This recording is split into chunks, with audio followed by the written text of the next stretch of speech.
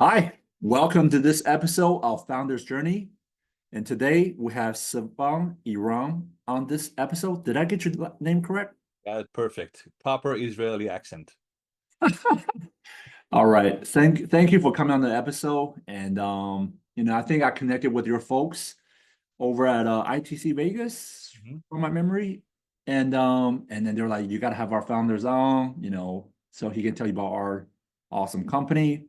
And here we are. So I love to tell our audience about what you're building, what your background is, like what made you just dive and say, hey, I want to go through the pain, agony, pitch venture companies and build this idea that I have. And give us the juice, give us like the little details of from idea to inspiration to business plan to venture conversations. So if you can take us back and tell us a story, that'd be awesome. Absolutely, Jeff. Great to be here. Thanks for having me on. I'll start with my background real quick, and then I'll walk into the kind of transition into the flow story.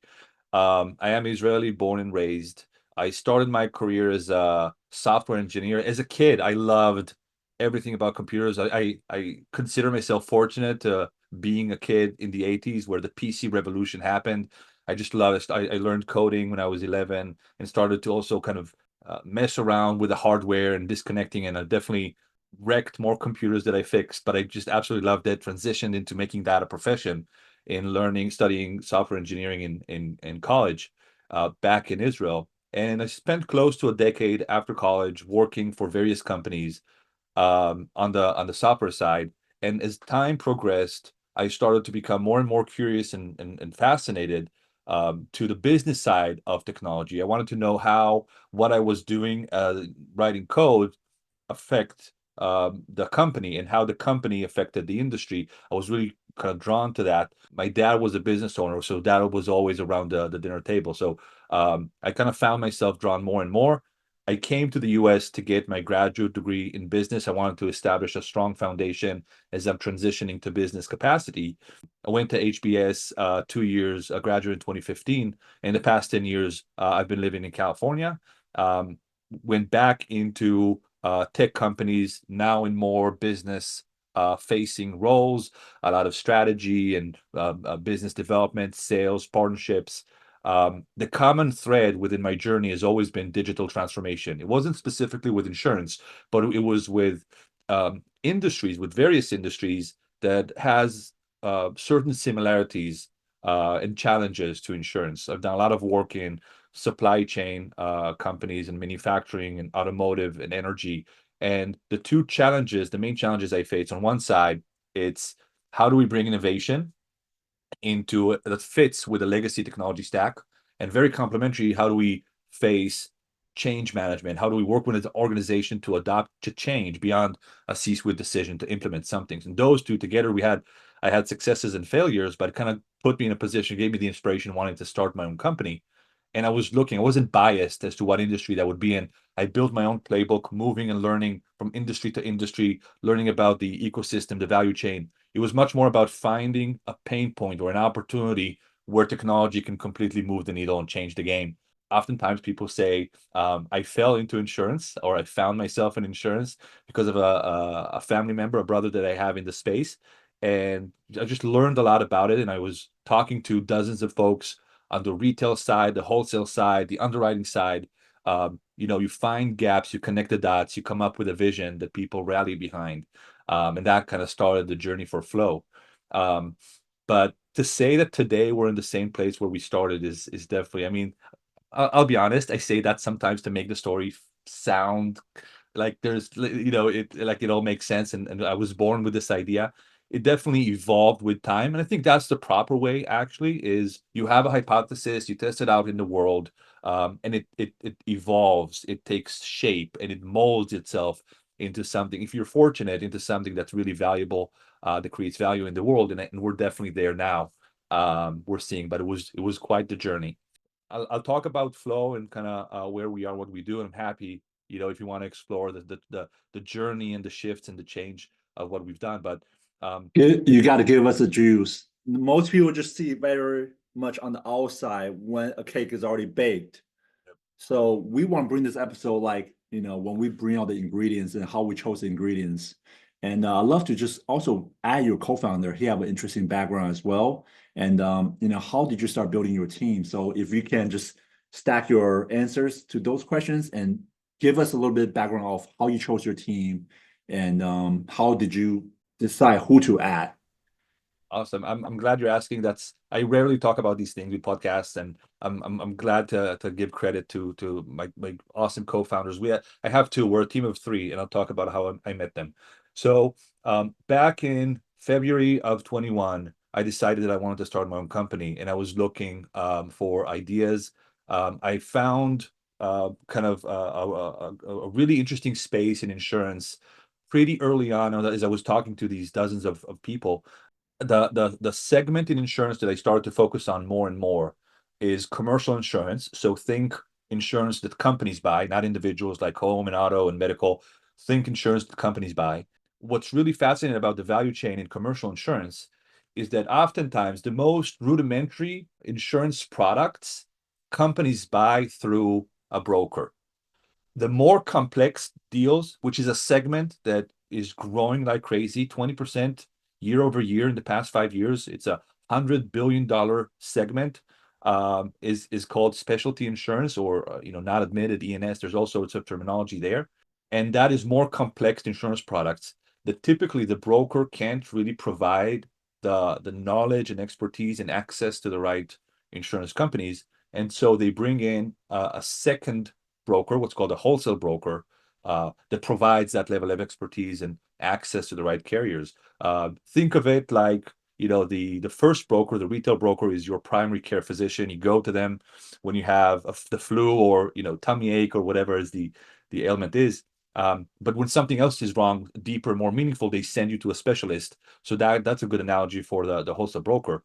And initial my conversations were, it's a really fascinating segment that's growing really fast. But those companies that exist there today, the incumbents, they just work in a very antiquated way. They're very labor intensive.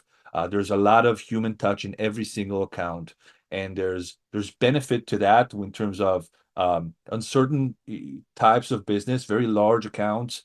They can give you great service. But what I also found gaps as I was talking to retail brokers, they told me we can't get a response if the premium is not six figures.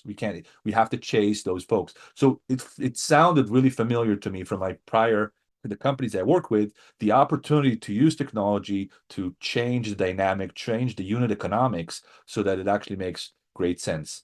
Initially, the focus for the company was very, very large deals. And with time, it kind of took shape and became focused more and more on the middle market segment.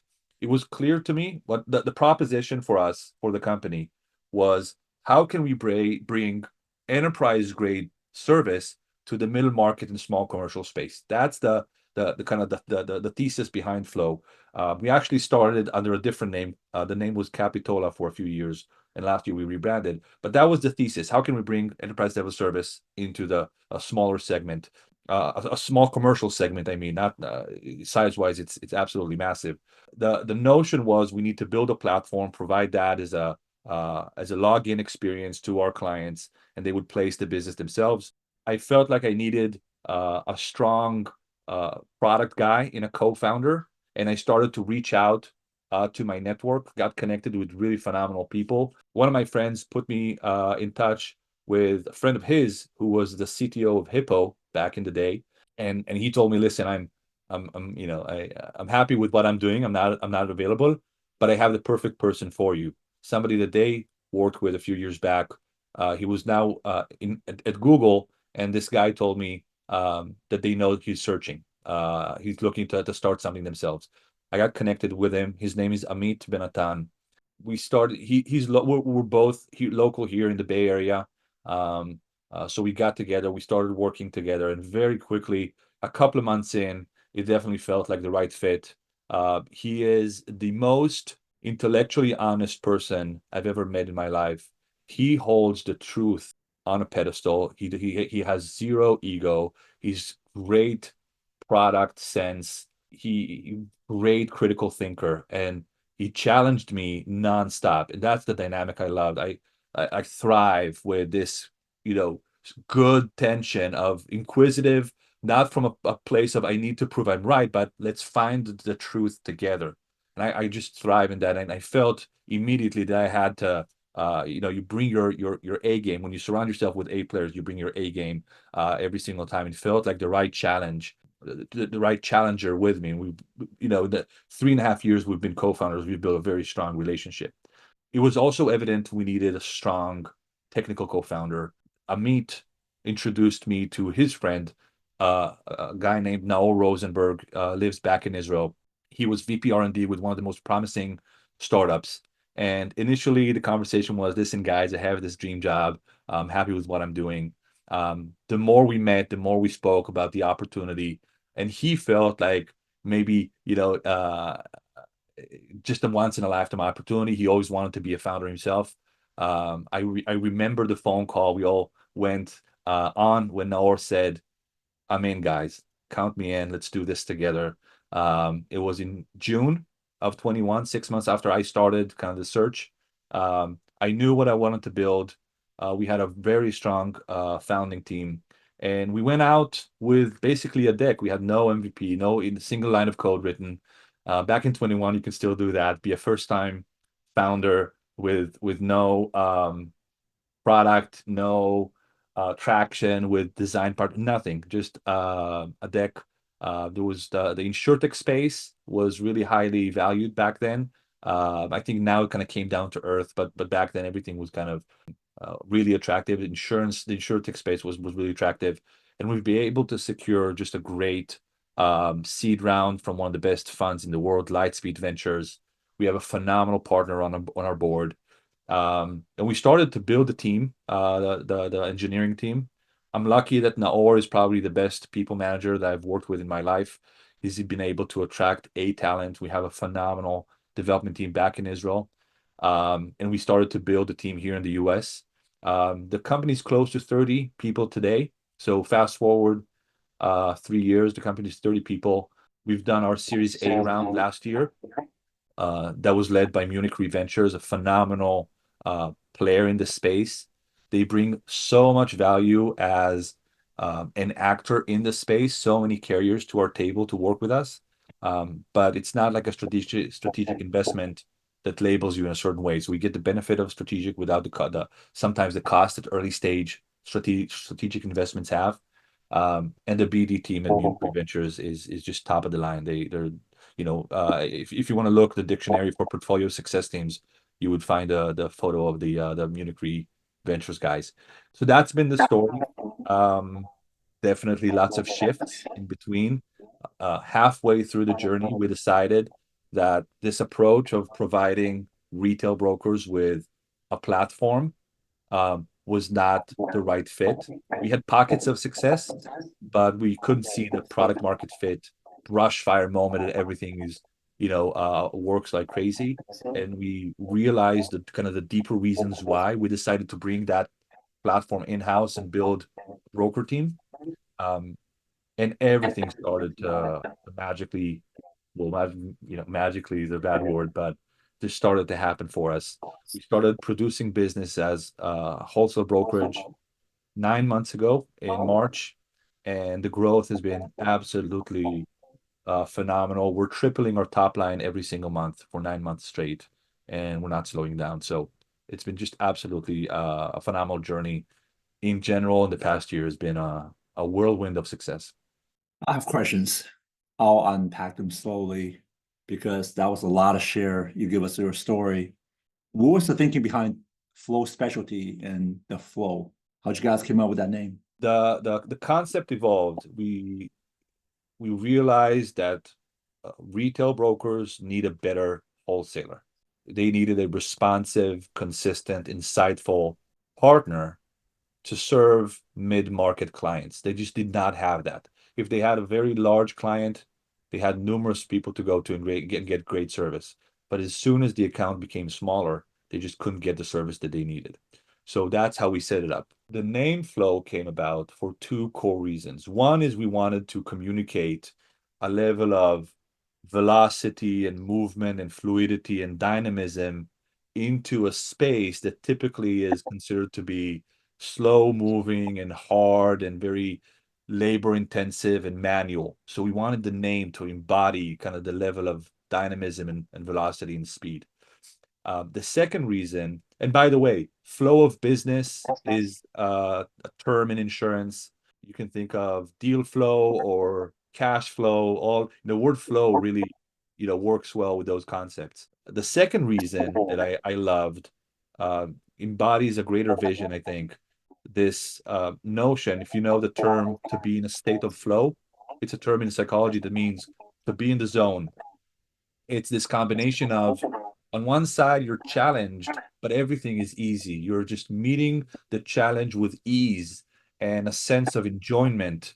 You lose track of time, and dancers describe state of flow like the body moves itself. I used to play competitive basketball, so athletes consider basketball players define it as the rim is 3 times bigger and everything goes in. Songwriters say that the song just writes itself. And I thought that would be a great aspiration to put insurance people in a state of flow. What does it feel like that everything comes to you with ease, when you're not faced with a strenuous manual kind of waste that you have to deal with on a daily basis? And to set an aspiration for us to put our own brokers in a state of flow, but also our clients in a state of flow. I just think that's something to aspire to, and we love that complementary part of the name. So we changed a year ago when we brought the platform in-house. We kind of used that opportunity to also rebrand, and the reactions have been great. I'm reading, so I have another monitor over here, and while your whole conversation was going, I'm reading your profile, your co-founder profile, your CTO profile, and then on your profile says you guys raised a total of 20. Is that pre-seed, seed, and Series A? Yeah, so we didn't have a pre-seed. Okay. We did raise 2 rounds, seed and A, and the combined amount was 20 and a half, I think. Gotcha. Okay. So tell us, I mean, a lot of founder, they just go on, we raised X amount and now we have this amount premium, this amount of revenue. But some of the fun stories are those first interactions with the people that reject you from VCs. Like, oh man, this VC is like the perfect alignment with us. We eat the same food, our kids go to the same school, or they reject you. And then out of nowhere, there's another one that you didn't even think about, end up being the perfect partner, right? So if you got anything you'd like to share there, I'd love to hear the story behind Lightspeed and Munich, because you couldn't struck better partnership with two of the most renowned venture capital in the world. And on top of that, they're two of the most popular, I would say, in the insurtech world as well. They definitely both are top 5, top 10. And can you give us a background on those? Thank you for watching this video. Now a quick message from our sponsor, Mav. Thanks, Jeff. I want to let you all in on a secret that top producing agencies don't want you to know about. If you're in P&C insurance, you know firsthand how much you're getting squeezed by your call center. It's becoming less predictable and less economically profitable to scale. But here's the thing. The top producing agencies making over $100 million are not running their leads through a human-based call center. They're running them through an AI expert like Mav to qualify, quote, and hand deliver the highest intent qualified leads to your agents. Mav takes care of the back and forth, having unlimited 24/7 conversations with your leads that are personal and relevant so you can scale to the moon. Ready to ditch your call center and 10x your agency? We're giving the listeners of insurtech's $15,000 worth of credit to try Mav. Head to hiremav.com/insurtechs to claim this offer.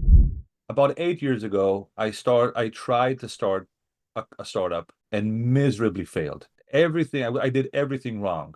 I did not validate the idea well enough. I was not able to build a strong founding team, and I was not able to secure even one interested investor, mildly interested. Like it was all wrong. And fast forward, 6 years from that, I felt much more ready and mature.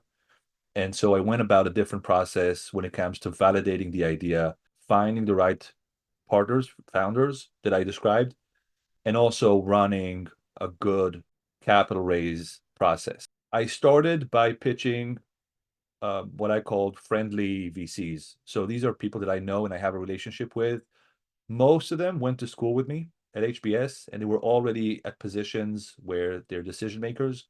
But when I went to them, not with an attempt to raise capital, I wanted to practice my pitch. I wanted to hear what they were hearing from what I was. That's brilliant. That's smart. I went through, I want to say, probably 8 friendly VCs. And I told them, there's no coming into the conversation, look at me like you would any other founder, listen to the pitch, tell me what I'm doing wrong. And that helped me revise and refine my story and my pitch and get a much clearer story as I was getting into new conversations. As soon as, towards the last, those meetings, those 8 meetings of friendly VCs, the last few ended up the meeting with, when you're actually raising, I want to participate, I knew that I was ready.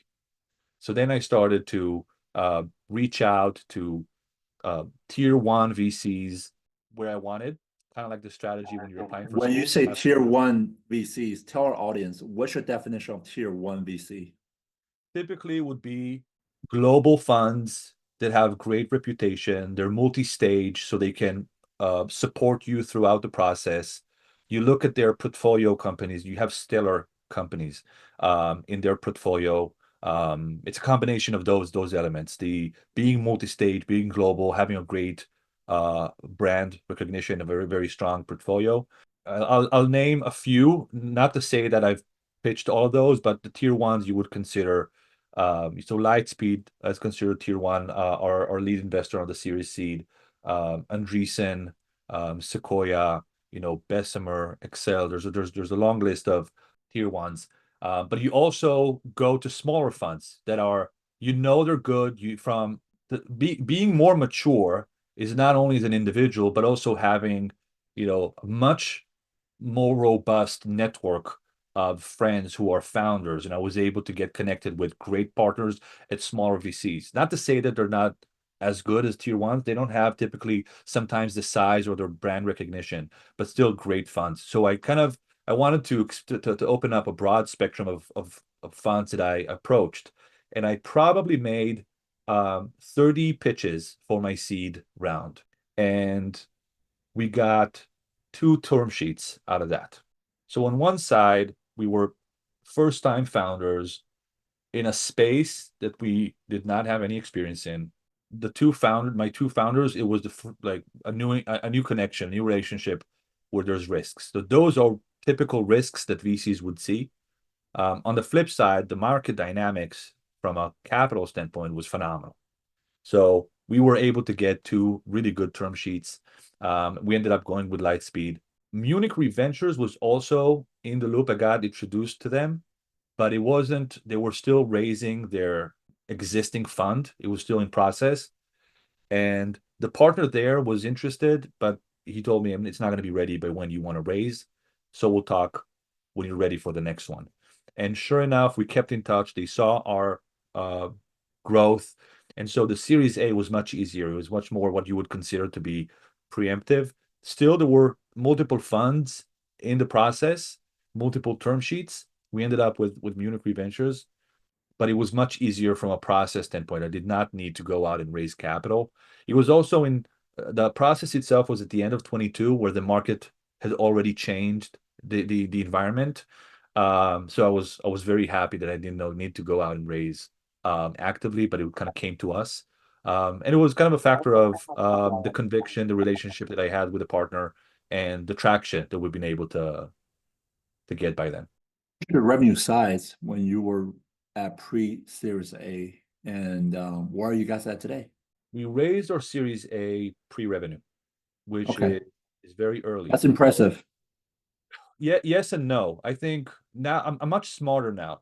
And I think, yes, it's impressive, but I think it's a double-edged sword, because the way that I think of it is, I'm sure that you're familiar with the bell curve. Mm-hmm. The way that I envision. Explain to our audience. So a bell curve is your normal distribution of, statistically, for example, you have the majority in the middle of the spectrum, and then you have long tails on both sides, so it kind of looks like a bell curve. The way that I see fundraising is that each stage has its own bell curve with traction, like where you are as a company. Typically, the notion would be that the middle of a seed round would be you already have an MVP and a few clients or design partners, and that's where you are. Most companies will be in that center. That's why that's the peak of the bell curve. And then the two sides, the two ends of the spectrum will be, the earlier you are, let's say you only have an idea or a deck or founding team, few of the companies get funded for seed. So that's why it's so few. It's such a small portion. The flip side of it is you already have $1 million in ARR and you raise the seed. Like that's a great place to be in. Very few companies get there. The middle of the bell curve is I have an MVP and maybe a few design partners or early customers. For Series A, and by the way, for us, where we were on the bell curve, we were on the left side of it, close to the base, because we only have an idea and not even a single line of code was written. And then the Series A, the middle of the bell curve for Series A is $1 million in ARR. There are other elements for sure, engagement and traction, depending on your business. But typically speaking, you're ready for your A. You're in the middle, smack in the middle of that bell curve if you have $1 million in ARR. The left side of that bell curve is pre-revenue. This is where we were. Very few companies are able to secure an A if they are pre-revenue. And then the right side of that is, let's say, $2 million in ARR. You're in a great shape. And so for every funding round, you have this bell curve and you want to know where you are. The reason it's a double-edged sword is that you need to make up 2 rounds. If you're on the left side of that bell curve, you need to make up almost 2 rounds of traction in the time for only 1 round. You need to close the gap to the middle of the bell curve where you were supposed to be, and then you have to shift to the next bell curve. So for us, from seed, well, actually, let's talk about the next one. From our Series A, which was pre-revenue, to Series B, where the middle of the bell curve is, let's call it $5 million in ARR, 5-6 million. We have to make that up in the time that you get from a single Series A, which is typically 2 years. We've been very capital efficient, so for us it would actually be 3 years, but that's the challenge. So it's a double-edged sword because the world is unforgiving. Nobody cares that you were on the left side of the bell curve in your previous round. They look at you now. That's a great quote for podcasts, and talk about as a founder, every founder should just have that on their wall. The world is unforgiving. Absolutely. Keep going. And so, these accolades are great, but they're very short-lived. You gotta, put your head down and work, and there's a lot of distance to make up for.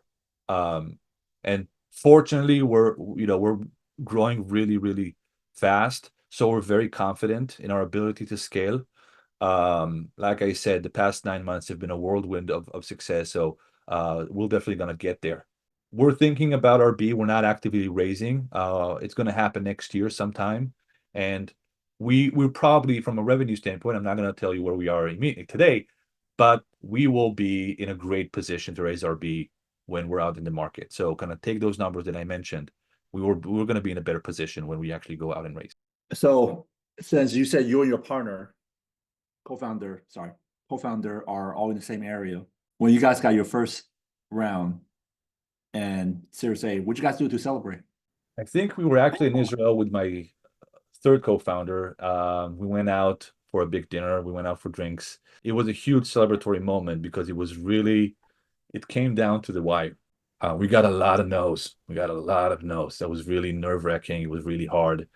I remember we had the last 4 funds who went through the entire due diligence process. I was talking to who was back then my legal counsel, was kind of helping me through the process, and he said, if these 4 come back with a no, I think we need to reconsider, like going back to the drawing board. Like, you've got enough no's by now to maybe think about it, and then your mind races. And all of us, obviously we've left our jobs prior to raising capital, and your mind races. Wow, you guys burned the boat. You burned the boat. You went all in. Well, you have to. I think it's a sign of seriousness. I think you need to be serious. It's not just a superficial sign of seriousness. You need to be serious. You need to be committed. For us, we were successful, but even if we weren't, it really is about grit and determination and perseverance. So the last 4 calls come in, The next two were a no.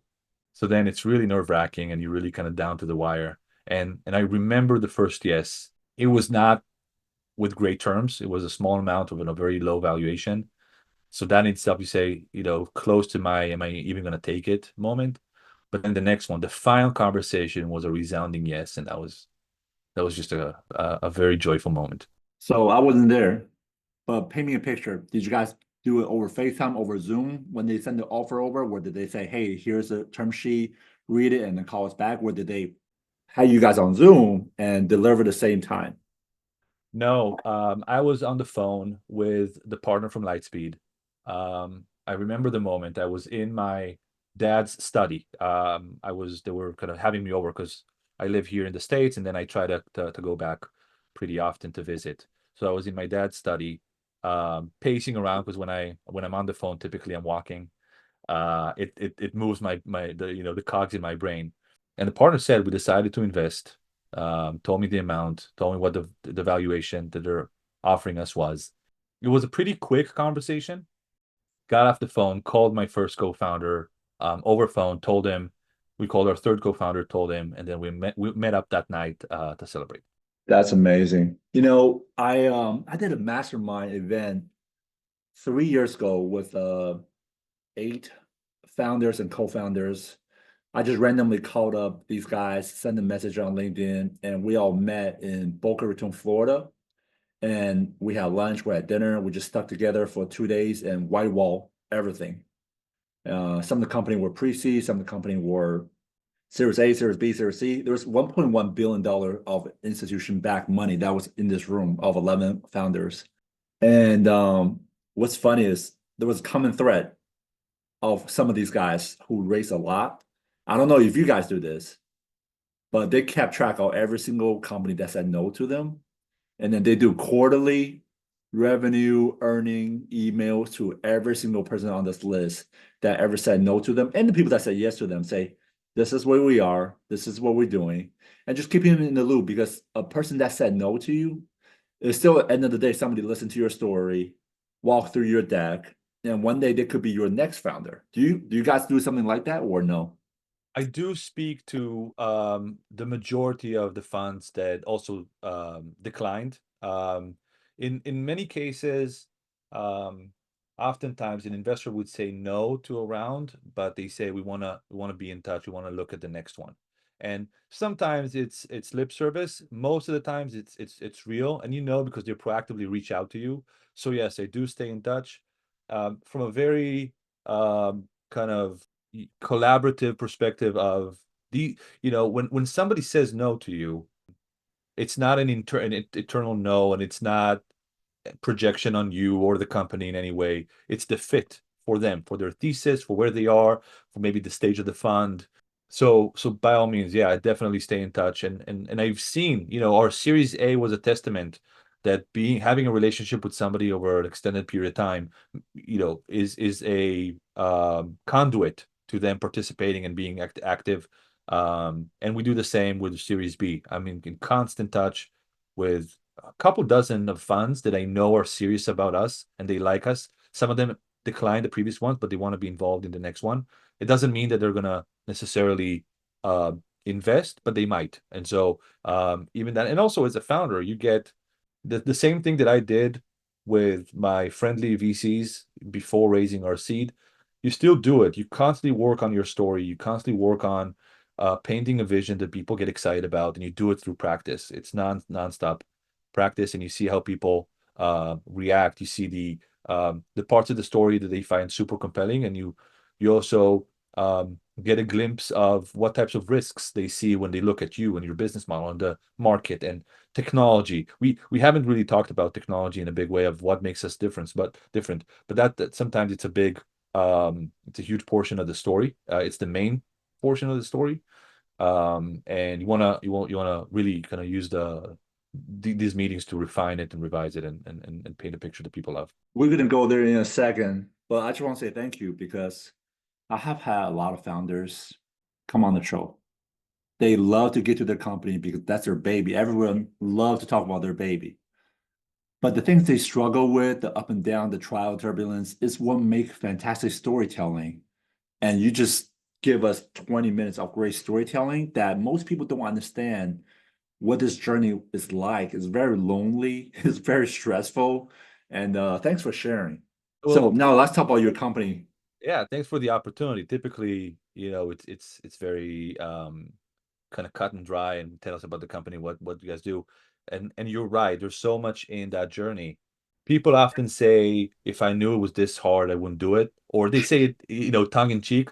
I would absolutely do it. I'm having the best time in my career, but it definitely comes with challenges. I'm extremely fortunate to have the support system with friends and mentors. My wife has been there every step of the way. When people come today and they consult with me, they say, I don't know if to make the jump. I don't know if I want to start my own company, but I don't know. I typically say I go through the idea and I give them my background and my thought process. And I always emphasize that I think that a support system is incredibly important for this journey. If somebody is in a relationship and their significant other is against it, I think it makes it incredibly. Yeah. I would not be able to do it without the support that I have from my wife. She said I told her I'm thinking of quitting my job and starting a company. She said, I'm with you every step of the way. Bet on yourself. And that's what you That's do as an that's entrepreneur. amazing. You want to give her a shout out? Absolutely. She's, obviously the love of my life, best support in the world. But yeah, thanks for the opportunity to tell those stories. It's pretty rare. I promise we'll get to your company, but I have one more question. You've been pitching since 2019 or 2020? 2021. 2021. Okay. Have you noticed a shift in how VC guys think from 2021 to how they think today when you talk to them and what they look for? Thank you for all your support to our channel. Here is a quick word from our sponsor. Please click on the link below in the comment section to sign up for a demo with Track AI. What if your insurance sales conversations could work harder for you? Meet Track, your AI-powered conversation intelligence partner. Track automatically captures and analyzes every customer interaction, providing instant call summaries, risk analysis, and AI-driven coaching insights. Say goodbye to manual note-taking and hello to more selling time. Track handles the admin work while you handle the revenue. Fully integrated with your favorite platforms. Plus, get custom AI analysis tailored to your unique business needs. Transform your sales team's performance with Track. Visit track.ai today. Click the link in the description below to schedule a demo with Track today. There's two buckets of investors that I talk to in that regard. You have the herd thinking that you can see change with market conditions, and then you have independent thinkers. And so you do have people who kind of are influenced a lot by the story that the economy tells and the VC community tells and the tech crunches and New York Times of the world. By the way, the market did change, and that it's a good thing that you can see these changes. I definitely think there was too much capital back in 2021, and I don't know that all the investments that were made had merit. Like it's not, you're not investing for investment's sake. Like there needs to be value creation, but probably I think the wind changed in a big way. I still think there's a lot of talent. There's a lot of great companies out there with traction and great future. And so the second bucket of independent thinkers, I see them having very strong investment thesis, and they're less influenced. They're still influenced, but less so than the changes in the economy. I would say that it was very founder friendly back in 21, and some of the change is VC friendly with valuations, right? So that it does work in the benefits of the VC community, kind of the lower valuation and the higher bar for clearing each stage.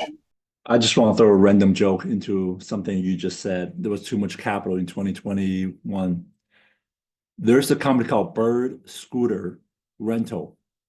They're like the little scooters you can rent on your app when you go from visit the big cities, scoot around each city with your friends. They raised a total of $883 million. So whenever I think back to those time frame, I just think about Bird Scooter as like the first thing that popped up in my mind. I But remember, so I'm gonna level up. I remember back in 2014, I was doing an internship in the area, in the Bay Area, between year 1 and 2 of my MBA. And you had so many food delivery startups back then. And we would sign up to these food deliveries. And then after a few weeks, they said, okay, your free month is over. Now you start to pay. And then you would cancel and move to the next startup. And so when we thought about it, it's VC money backing these companies and they give you free food. It's the most beautiful redistribution of wealth. It's VCs feeding, people for free. And we kind of saw where those very, very few food startups, the food delivery kind of pre-made meal companies actually survived. it's crazy that a lot of people don't know almost 80% of venture capital in insurtech come from California. Just one state funding the entire ecosystem. What's Yeah, it but like? an incredible amount of the GDP is created by companies that are venture backed. It's completely not in proportion to the number of companies that are out there. Yeah. I want to pivot a little bit. I appreciate you telling us all the fun stories, but let's talk about your company. So you are not come from insurance background, but you are building insurance company, insurtech company, and now you got to surround yourself with talent and bring your tech knowledge. Tell us about that. Like, what did you do to start building your team out? Say, okay, now let's find the insurance expertise and insurance network people. Yeah, absolutely. I told you that during my journey, I moved from industry to industry. So I became very familiar with learning about a new industry, but that's not enough. The playbook, if you ask me what the playbook looks like for getting into a new industry, is actually really simple. It's number one is you need to know how to learn, but more importantly, you need to surround yourself with people who are experts. For that, you need to be able to create a compelling vision for a company. It needs to make sense. So there's definitely an expertise element to it. You need to learn about kind of the value chain and what the ecosystem looks like, and the money flow and value proposition and the pain points. So there's a lot of ground to cover. Insurance is an absolutely fascinating industry. One of the things that changed most about me is I came into the space with a little bit of cynicism, actually, because of my experience as a consumer. And I was definitely humbled and surprised to learn about how pivotal this industry is for the economy. If we did not have a way to transfer risk, I don't think people would start businesses.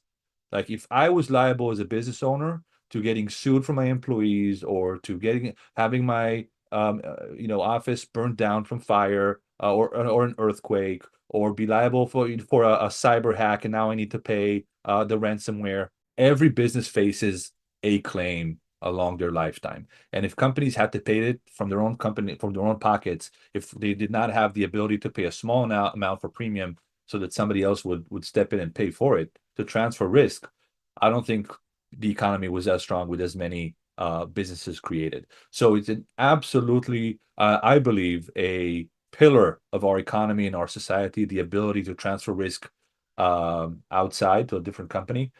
So that was kind of the main thing. I go back to the story. Surrounding myself with experts is a critical path to building an A team. I was able to get connected with a phenomenal guy named David DeRigiatis. When I met him, he was the head of insurance in broker. We really hit it off. He's a great, smart, ambitious. Our values are the same. He's probably one of the people with the kind of the least amount of ego, which is, by the way, I also said this about my co-founder. I think that's one of our characteristics as a company, as people and as a company, is on one side critical thinking, and that comes with low ego. When you have professionals who are confident enough to be open-minded and not feel like they have to convince everybody that they're right, that just creates such a fruitful ground for finding the truth. There's no shame in realizing you're wrong about something. There's pride in saying, well, we got it wrong, let's fix it. we had this thesis, and this is what's wrong about it. Let's change it. When you have the right team, right humility and low ego in the room, it's just a great facilitator, that type of thinking and velocity. At the end of the day, as a startup, you have to build velocity. And the difference between speed and velocity, not to geek out too much in physics, but velocity has a direction, it's a vector. So the vector needs to be forward, and you have to develop speed in the right direction. And you do it through discovery. You do it through putting thesis experiments out there into the world and finding out what's right about them and what's wrong about them and fixing it. So David was a huge conduit to us building a strong team. We have phenomenal insurance experts on the team. And we really are a hybrid company of tech folks and insurance people who come together with the same vision. And it's an absolute thrill. This is the first time someone used a physics description on a storytelling for founders. So you got the first one. What percentage of your current premiums that you guys underwrite are agency force versus direct to consumer? What do you guys do direct to consumer? We don't. We only Okay. work with brokers, with retail brokers and agents. We specialize in 3 lines of business that are considered specialty insurance products: cyber liability, management liability, and professional liability. In the future, we see ourselves grow beyond those lines of business. The real, I think, the big opportunity, what's most exciting, technologically speaking, in what we're doing, is what we do is we effectively build a system of AI agents that help our broker provide better service. That's the big tech leverage. Other companies, incumbent companies, traditional companies do it with people. We do it with AI agents. We take a base model that knows English really well. I'm sure you use ChatGPT all the time. I do too. The model knows English really well, so we teach it insurance. We take our broker team and we sit them down with our tech team to teach our insurance AI agents to provide not only workflow efficiencies like data extraction, structuring the data, and all that stuff, but more importantly and more excitingly, knowledge-driven capabilities, insurance knowledge that now can get propagated across the organization and scaled. You take the smartest cyber expert and you sit him down with our AI agents to teach cyber liability, so that when now every broker in our team can look at a cyber quote and create an analysis and insights and a recommendation for that quote. Same with an important concept in insurance is risk appetite. Every insurance company has the sweet spot of what they love to underwrite and what they don't. And it's really important that you as a connector, as an intermediary, that you know how to direct traffic. Comes a certain type of risk, certain type of insured, and you want to be really targeted with what carriers you take it to. We have 80 some carriers today in our roster. You want to be really focused and accurate with it. So we have an AI agent that learns all the appetite for each company, not only from what the company tells us, but also from all the emails and all the conversations that are happening with each company. And we feed that into the agent. And when every new account comes, our brokers would ask the AI agent, hey, where should I take this? What carriers should I go to? And it gets a really accurate response. So one of the main ratios in insurance is quote to bind. So, from the 100% of opportunities that I have, the accounts that I have, how many deals do I actually close?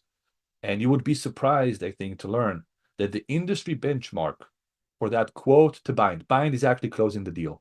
So quote to bind ratio, the industry benchmark is 20%. So 80% of the deals you work on do not end up closing. So you're spinning your wheels, not only with manual work on the deals that you do close, but on the 80% of the deals that you don't close. That's why intermediaries don't give good service, because so much of it goes to waste. So I have to ask the question, now that you said 80%, 20%, right? What is the benchmark at Flow? 34% today. So almost double the industry benchmark. Yeah. Be really pointed and directed with where we take each deal. And also that's a huge benefit to insurance companies, because their quote to bind ratio is 20%. So they keep getting what they consider to be junk submissions. These are accounts that fall outside of their appetite. And all day long, they have underwriters that look at an application, they spend 10, 15 minutes looking at the application to learn that it's actually not relevant for them within their risk appetite. So if we can do a better job sending them better curated deal flow, they have a more propensity to actually, you know, work with us. And, they have a pile of applications of emails in their inbox. They go to us first because they know that there's higher likelihood of closing that deal. So, founder of the company, you and your team, when you guys sit around and stare at that 34% number, glass half full, we're better than the benchmark. Glass half empty, what's your next improvement goal? First, I still think we can be more ambitious with our quote to bind ratio. We have incredibly ambitious goals with our growth because there's so much room. It's a huge industry, and the pain point is real, and the segment feels it, and we see it. So for us right now is how fast we can scale our operation, how fast we can reach, double, triple, quadruple the number of clients that we serve. The opportunity on the tech side is mind-blowing. The reason that this, right now, Gen AI is all the rage and everybody's raising capital. I think there's probably a lot of noise there. But the reason that I'm so bullish on that in insurance is because this industry is text-based. Everything in this industry is text. From applications to emails to quotes to policies to claims, loss runs, it's all text. The ability of an LLM to come in and make sense of this huge data lake and drive insights and analysis and knowledge and make it available, I think is wild. I told my team this a couple of weeks ago. How fortunate are we that the most exciting technological development of our lifetime is directly correlated with what allows us to build a strong and big company, what helps us win, what helps our clients win. And I just think it's really, really exciting. I was a kid when the PC revolution happened, so I missed that. In 08, when the iPhone revolution happened, I was in school and I was not looking at the space enough. I just feel incredibly fortunate to be in this stage in my career when this technology is so readily available and accessible for us to be able to come in with kind of a very vertical AI approach. We're targeted at insurance. We're not trying to solve everything for everybody. We're very opinionated. We build for insurance. We build for our segment today. And it's just like, you definitely consider myself lucky in that regard. When you guys start working with carriers, right? If you're on your website, if you're on fullspecialty.com, there's retail brokers and then there's carriers. I'd love to get your feedback on your first rollout and you start bringing retailers on board, agent on board. What are their feedback? Because they're used to dealing with no technology. And then they go to your technology. You have these flow, the process, the AI. So that's one story that you get feedback from these new agents, who are in their personal life starting to experience AI, and now in their career, in their work life, now starting to experience AI, getting exposure to AI. So that's one conversation I'd love you to cover. And then the other part is when you guys chose to roll your product and appetite, you did professional liability, management liability, and cyber liability. And then you went out and got the carrier to match those appetite. What was the thinking behind these three appetite that we're going to roll out the foundation of the company? And then let's go get the carrier to match with it. Yeah. So on your first question, the experience for a new client, for a retail broker to work with us, first of all, it's very easy. We're not giving them any logins. There's no platforms. There's nothing. Most of the industry is going towards platforms. We talk to agents. We actually tried this. The first 18 months of the company, we've developed a platform that we tried to sell. So we tried it and we saw that it wasn't working. We had pockets of success, but it wasn't really working. So we brought the platform in-house and now we tell them it's really easy to work with us. The barrier to entry is really low in the sense that just send us an email and you'll immediately see what the experience looks like. We immediately respond with a very smart and acknowledgement of what carriers we're going to go to, what we expect the terms to be, when we expect to close it, and if there's any missing information from the submission, then we tell them, here are the documents that are missing. If you want to expedite the process, please fill them out. We go out to our market, to our carriers, in all sorts of ways. There are carriers that are asking us to do. We go through API if they have it. We go through portals. We do it ourselves automatically, and then the old traditional email route. Typically, we give a quote in a couple of hours, and then very, very often we are able to close the deal and actually get a bind in a day or two, which is completely, it's a fraction of the time that a typical deal would take with a traditional wholesale. Typically, it would take weeks for them just to get a response and to test the markets and see if there's any interest. We're able to close the loop. So when you do that so quickly, your clients can handle many more accounts because everything just closes faster and sooner. So the ability here, and it's important to say this, in many respects today, in commercial insurance, in specialty commercial insurance, we're in a soft market. And soft market means there's many more carriers coming in. They offer more capacity, so prices come down. So even if a retail broker keeps their book year over year, their sales numbers are down because the market is now softer and the renewals are cheaper than the previous year, right? So I had 100 accounts last year. I kept the 100 accounts and my sales number are down. So what do? I have to bring in more accounts. So by the virtue of us providing better and faster service, and we're able to close the loop faster, we help them grow their books without sacrificing their service. Typically, if you need to go from 100 accounts to 120 accounts, you have to sacrifice service, but not with us. We help them do it without it. Now, to your second question on carriers, and why did we focus on these 3 lines of business? We wanted to start with insurance products that even in a soft market would flow through the wholesale channel. Typically in a soft market, you see retail brokers take more and more direct to their carriers instead of wholesalers. Because of the soft market, their sales numbers are down, so they want to keep more of the commission, so they do the work themselves and send it to the carriers if they can. But there's several products, insurance products, that many retail brokers can't take it direct because they don't feel like they have the expertise and knowledge. The really complex, hairy kind of specialty products like cyber management, professional liability. So it was a good starting point. On one side, it's a soft market. So carriers are actively looking for more distribution partners. If you think of property insurance today, if carriers, it's a hard market. Not a lot of carriers play in that space. Carriers have taken out capacity, so there's high demand and low supply of capital. They have more submissions that they need. They're actively declining, right? They'll be really, really picky with the deals that they actually bind. That's a hard market. Those carriers don't need another wholesaler or distribution partner, even if we can, promise. There's high resistance to that.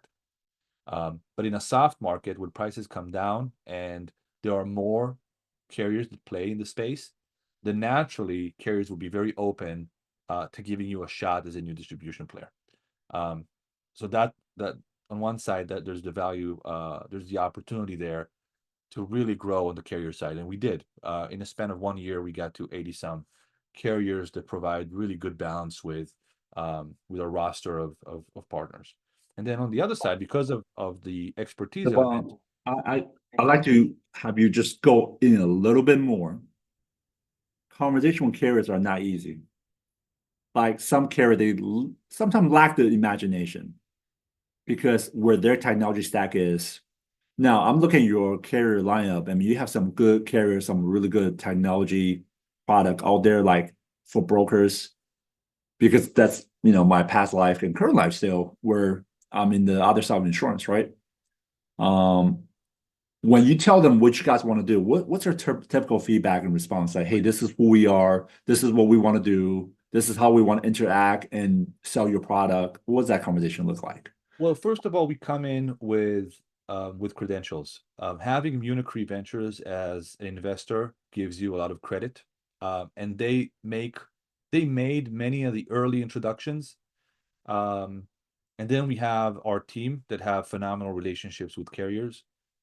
when we have a conversation with a new carrier and they realize that there's very little effort on their side, because we're not asking them to log in anywhere. All we tell them is give us a shot and you'll see better curated deal flow. That's a very compelling proposition. So those conversations have been, easy is a big word, but those conversations are very conducive, and we've been able to grow this side of the market really quickly. Even the carriers who have minimum premium guarantees that you commit to, we've been able to surpass them even in the early months. So that's a testament for them that we're going to be a good partner, a good distribution partner for them for the foreseeable future. So professional liability, management liability, cyber liability. What's next? The main focus right now is to continue the expanding client relationships. There's definitely going to be a point in time, and I assume it's going to be somewhere in year 2 or 3, where we expand to more lines of business, property and casualty. It's a bit premature for me to say exactly where within those lines. But as we build our book with our carriers, where we see where the market is going, we see what our clients are asking us, it makes total sense for us to be able to fulfill more of our clients' needs. If they need GL, they need workers' comp, they need BOPs. Today, we don't offer those. We do offer GL as an attachment to a professional liability, but not as a standalone. We'll expand to those lines. We definitely want to be able to respond to more clients' needs. So year 2 or 3, I assume we're going to expand to more lines of business. Cyber is one of the fastest growing segments, right? 5 billion to 20 billion. Yeah. What about E&S? E&S in a way, the way wholesaler work, the way the relationship of agent versus wholesaler is so similar to middle market. Are you guys? Today, 70% of our premium is E&S placements. Our expertise in the non-admitted space. Nice. The space in itself is growing really, really fast, double digit, even in a soft market. So for us, it's a huge growth space, especially with cyber. I think large enterprise is buying cyber. I think the big opportunity the next few years is for middle market companies, for small companies to buy cyber insurance. There's a big knowledge gap, I think, across the country still, where many of the agents don't feel comfortable selling that to their clients. And many clients don't yet realize that they need to buy it. I think that's going to change. It is changing and will continue to change. We'll see saturation of the long tail of businesses. And that's why we see 5 to 20 billion. It's going to continue to grow and double in the next few years. Very interesting. Throughout this podcast, I'm just like building questions in my head, and then you say something so interesting, just my mind just goes to the next place. So talk about the growth of the team that you foresee in the next year. What does that look like? 2 main investments in growing the team. The first one on the technology side. We've decided that we are an AI first company. We're continuing to build our talent, our skill, our capabilities in that space. That's a huge investment that we make because we see the benefit, we see the lift, we see the value that it creates for our own team, and by virtue of that, to our clients. And then the second part is going to be on our insurance team, continuing our expansion of the sales team to more geographies. We're in all the big hubs today, but we're going to continue to expand to deepen the relationships and the exposure to the retail side, bringing more support staff, more account managers, inside brokers to help handle the volume of submissions. I constantly tell my team, be ready for the flood. We're seeing, again, tripling submissions month over month. So building our capabilities alongside building the team can allow us to really kind of provide proper care for each one. Nice. Man, this is a really good episode. Like your skills of storytelling is polished over the years, probably telling your story over to VCs and, trying to recruit employees. You truly have a founder skill set where you got to be charismatic. You got to be able to sell your vision, sell your story. If you cannot sell your vision, sell your story, then there's no better person to do it, right? Like you do a good job. So, my average podcast, 45 minutes to 50 minutes. And, we went on close to 76 minutes, and you just continue to give us a good feed of every single step of your journey. So I really appreciate this. That's great. I appreciate it. I do think that as a founder in general, and I think more specifically as a CEO, you're constantly selling all the time, not in a bad way, in a good way. You sell to investors and you sell to candidates you want to hire, to talent. You sell to clients. You sell to the media. You're constantly selling, and I think salesmanship has gotten a really bad like brand over the years because we all know the typical salesperson. But I think if you would ask a good salesman what's the number one characteristic, I think there's definitely storytelling in it, but there's a lot of listening and connection, like understanding what is the need, what's someone looking for, and can I meet that need? And it's something that you develop over the years. I was always interested in it, always doing it, but over the years you find techniques that work, whether it's storytelling or just kind of creating a connection. And yeah, I really appreciate the good words. For fun, the next question. Put you on the spot. We look across the industry, right? Like Steph Curry, he watched Michael Jordan, LeBron James probably watch Michael Jordan, right? Is there anybody in the industry, whether they in insurance, fintech or insurtech, that you look across, you like, okay, I'm studying you, that you say, if I could get away with other founders or other seniors leadership people for 2 days, lock ourselves in a room, whiteboard around, and just learn about each other and their business, who do you admire? If you had to go lock yourself in the room with 3 people that you know in the industry. That's a great question. I'm very fortunate to have somebody very close to me that I really appreciate. And so my brother is also in the insurtech space. He's built a cyber insurance company. And he did that a few years before I came into the business, into the industry. He was actually the person who put me in touch with all sorts of people, and we're not the companies are not affiliated in any way. But I definitely like it's a really close relationship. Mhm. And I appreciate him a lot, and I value the advice and perspective.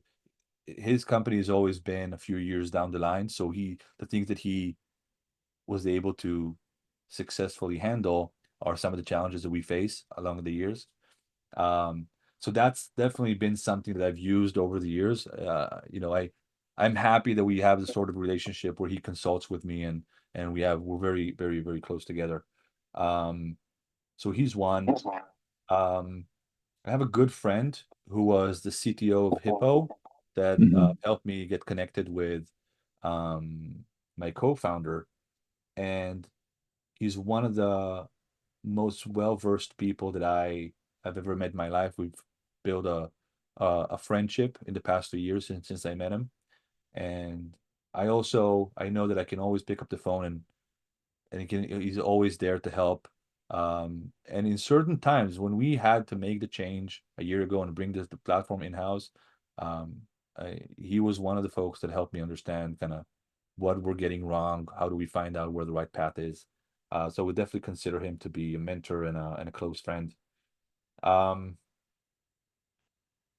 there is one founder of a wholesaler that I got connected with early on, who I've built a relationship with him, and since then he sold his brokerage, but we're still very close. And he has more of on one side, the traditional background and experience of building a similar company in this space, but he's also very forward thinking, and he's very tech savvy, and he just sees around the curve. So he's someone that I frequently talk to and consult, and I consider him to be a mentor. And those 3 have been in a room with me whiteboarding twice in our journey. So uh, I was able to fulfill it, right? I don't have this far removed idol that I hope to one day be able to meet. the people that I've been able to surround myself are like that, and I'm fortunate that we actually can get in a room and whiteboard. That's cool. Maybe the next time we do a story together, that will be the story that we tell. Absolutely, So it's a fun one. thank you for coming on this podcast. And I'm gonna go send you an intake form, and then you can fill it out. So this way that our audience can find you, find your company, and then they can follow your stories and get in contact with you and do some business with you guys. Absolutely, I appreciate the opportunity. This was one of the fun ones. Have a good one. Cool, thank you.